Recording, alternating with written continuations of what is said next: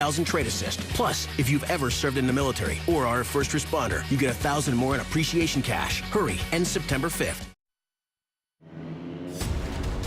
Good morning, America. Breaking right now, the strongest storm to hit the U.S. in more than a decade, dumping even more torrential rain overnight. Flooding already devastated Houston. I first noticed the water was up over the curb, and within about 2 hours, we had water in the house. Catastrophic and historic floods submerged one of the largest cities in the country. Dangerous water still rising. Desperate calls for help overnight. 911 call centers overwhelmed. Thousands still trapped, many on rooftops. Get people here now before they die. People from all over rushing to help, going door to door to save their neighbors. We all came out here to help these people that were in danger. We are there as volunteers jump into action. There's definitely more than 2 feet of water in this house, maybe almost 3 feet of water. More National Guard rescue teams arriving overnight. New evacuations just ordered. More days of flooding rains ahead. The worst far from over. Lives hanging in the balance. The race against time right now. This is a special edition of Good Morning America. Disaster in Texas, flooding catastrophe. And Good Morning America, you are looking live now at Houston, Texas. That is a neighborhood of Meyerland right now. Entire neighborhoods underwater, as you can see. The rain still coming down. That's drone footage of the city as well right now. The rain is coming down. Houses just about submerged. We have never seen anything like this before. It is just incredible, all the video and images that are coming in. And of course, Harvey is still wreaking havoc on the 4th largest city in America. And as we have been saying, it is far from over. Much more rain to come. There have been more than 2,000 rescues in the Houston area. Take a look at this video from overnight. That man just holding onto his car, waiting to be rescued as the current threatens to sweep him away. More rescues are still going on right now. We're going to talk to the police chief about that in a moment. And then take a look at some of these before and after images. They are truly stunning. This is the interstate before Harvey. And then just a few hours later, look at that. The rising water almost all the way up to that sign. And then take a look at the runway at Hobby Airport before. And now it is completely underwater. So much cleanup to come. Here's what we know right now. At least 5 deaths so far have been blamed on the storm. There could be up to 50 inches of rainfall in the storm zone. FEMA and the National Guard have been deployed to the scene. The governor expects to add 1,000 more National Guard today. And we have team coverage across the storm zone in southern Texas this morning. First, let's head straight to ABC's chief national correspondent, Tom Llamas, in another neighborhood in Houston with some of those remarkable rescues that have been going on. Tom, good morning. Amy, good morning to you. This rain just will not stop, and this no doubt is going to hurt the rescue effort today. There are search and rescue teams from all over the country pouring into Houston. The Coast Guard has 50% of its helicopter fleet right now in this city, and here's the reason why. So many neighborhoods completely flooded. These transformers right here swamped, so there's no electricity. And the deeper you go, the darker it gets. Unless you're on a boat or a helicopter, you're not getting out. This morning, Houston families trying to stay above water. So many piling into canoes, rafts, and rescue baskets. Standing on roofs, waving, yelling, anything to escape the relentless rain and rising water. Producer Joe Gleason from our station KTRK broadcasting live as the water inside his home grew from a few puddles to several feet of sludge. When it started coming in, it was just a couple puddles here, and then it got to be more, and then we just said, you know what, let's just get safe. This traffic cam capturing rescuers pulling up alongside a sinking truck. The driver gripping onto the side, desperately trying to hold on. They carry him to safety. The National Weather Service predicting some areas here 50 inches of rain. And another danger in the sky, the threat of tornadoes. Among those most at risk, the elderly. This heartbreaking image of a group of senior citizens trapped in an assisted living facility, the water up to their waist, some in wheelchairs. And this little girl on a ventilator, trapped with no power in a flooded home, sleeping alongside her brothers on a kitchen countertop. There's some older people that really need to get attention, and we're trying to convince them that the best thing is to get them out. That's George Jackson. He and his brother Alex are now part of Houston's Citizen Navy. They showed us how they're taking it upon themselves to rescue neighbors. Some of the areas we can't see if it's a foot or 10 feet. The road in their neighborhood, now canals. Take a look at that car. It's almost completely underwater. And look at these waves as they're coming in. We told them about a woman we heard was trapped. All we had was her name, Yvette, and a possible address. But that's all they needed. Dogs and cats. The home completely underwater. There's definitely more than 2 feet of water in this house, maybe almost 3 feet of water. The homeowner emotional, sign of help. It's our home, and I'm going to start crying and be like an idiot. It's all right. I mean, I see your house. I know, we're fine, like we're okay. We're just really ready to get out. Then Yvette, who had put out her SOS on social media, emerged. Hi, Yvette, Tom Yamas from ABC News. Thank you so much.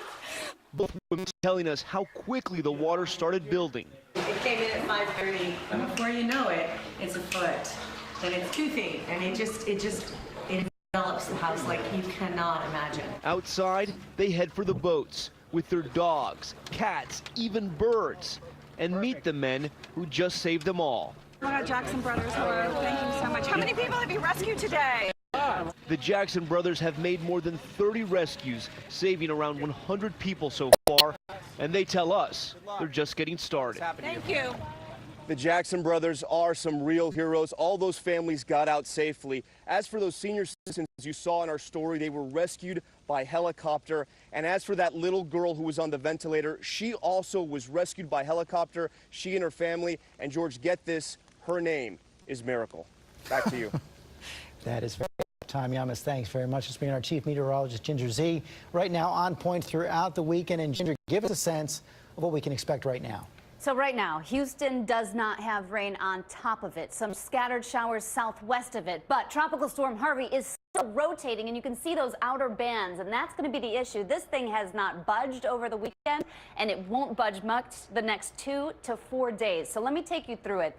You saw that tornado watch that extends into central Louisiana. Beaumont, Liberty getting some of the blast now. Lake Charles about to get into that heavy rain. And Houston, just because you're not raining now doesn't mean you won't rain later, because we've got flash flood warnings and watches that extend all the way back to Austin still, Houston certainly in there, and Lufkin too. The track takes it back to the Gulf. We still see that circulating, feeding off that unlimited moisture of the Gulf of Mexico and the heat, and then perhaps making a third landfall in Galveston or close to Galveston. As it moves up, we will still see bands of rain around this thing that could drop another 15 to 25 inches of rain. I stopped it there 6 a.m. Tuesday just to give you an indication of how long we're talking about this. A lot of the heaviest will be east, but still 6 to 12 in Houston. Amy? Ginger, thank you. Joining us now is Wendy Waterman. She is currently in a home, at least perhaps more than 20 other survivors who have weathered this storm all together. They're in the dark. And Wendy, I want to first ask you how you're holding up. How are you guys doing? We are doing good. Fortunately for these wonderful people here that have taken, their house has not flood. We don't have any water inside the house, so we're doing good. All right, tell me what happened when the flood water started to rise. What did you do? I was at my grandmother's house, and the house in back of us, and she's 93 years old, and of course, being that age, she didn't want to evacuate right away. And then my aunt was there too, and she said, "No, you've got to get your pills. We've got to go." And they have a hole cut out in the fence that joins their houses. So we got our 93-year-old grandmother. We brought her through the hole, and these lovely people took us in. How many people are in that house with you all? We have about 20, ranging from age from 7 to 96, all different abilities, and we're just trying to make things work. Yeah, you have no power right now? We don't have any power. What, and what about water? Are you safe from the water? You're high enough up, and have you around you, at least as things were really deteriorating yesterday? The whole neighborhood is inundated with water. We have no access on either end. There's several feet of water, maybe 10 feet or more of water. It goes up to the tops of the bottoms of the stop signs. We've seen people rescuing boats. We've seen the Coast Guard constantly fly over. They were rescuing for hours yesterday, and there were helicopters everywhere. It was an amazing sight to see. It's incredibly frightening, and I know just in this area that's used to seeing a lot of rain. Can you compare what this has been like over the last 24 hours to anything else you've ever seen or witnessed? Simply because we only had, I'd say, 2 hours of rain.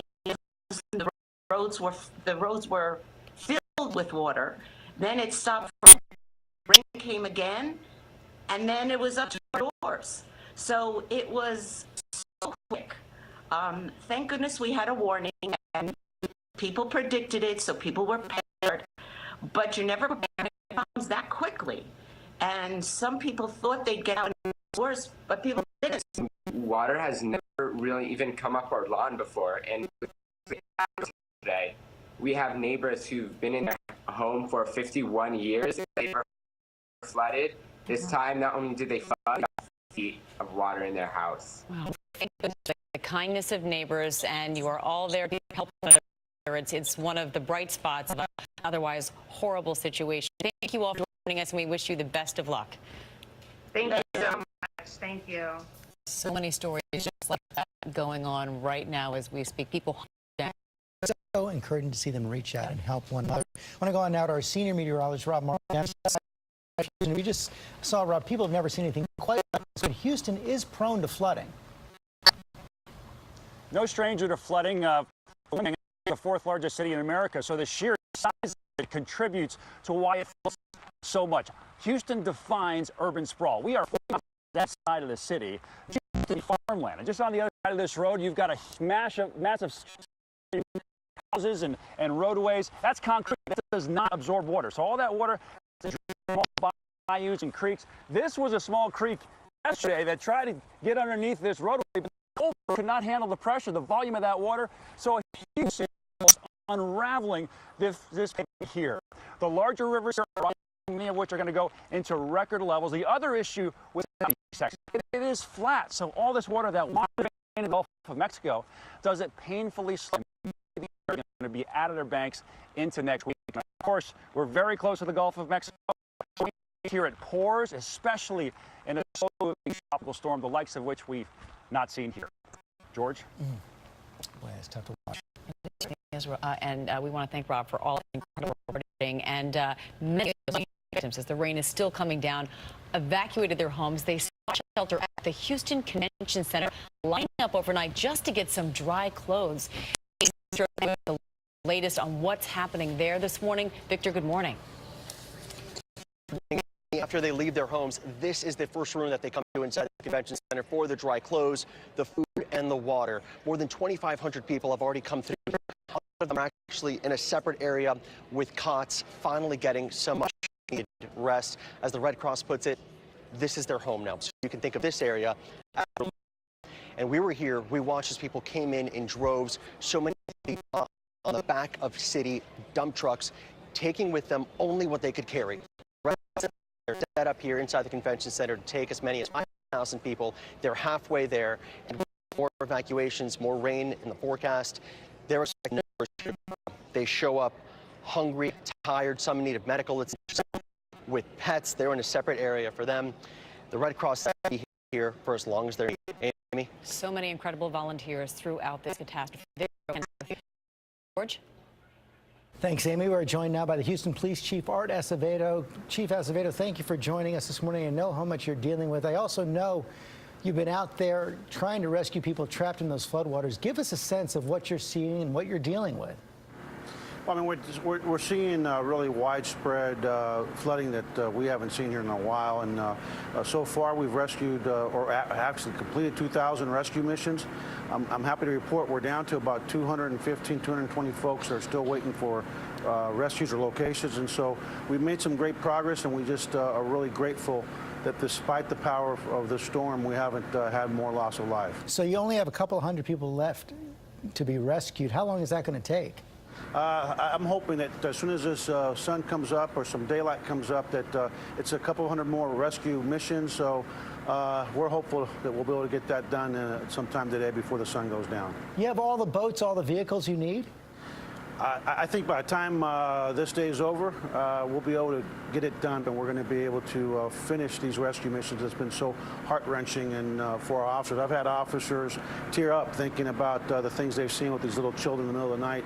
in such fear and 4 or 5 feet of water being rescued by our police officers. It's just been a heck of a few days for us. And what's your advice to people out there who may still be waiting to be rescued?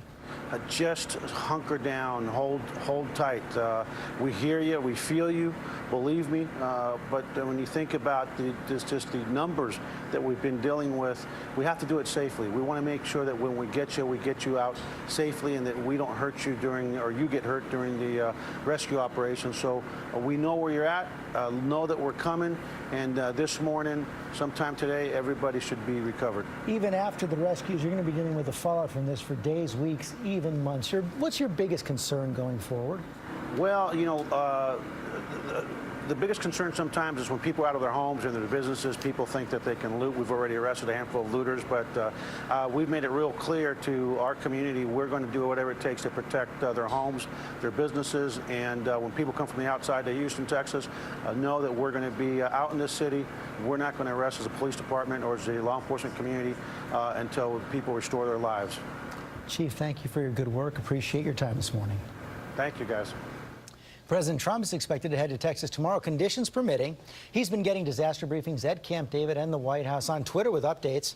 And our senior White House correspondent, Cecilia Vega, is at the White House with more on the president's response. Good morning, Cecilia.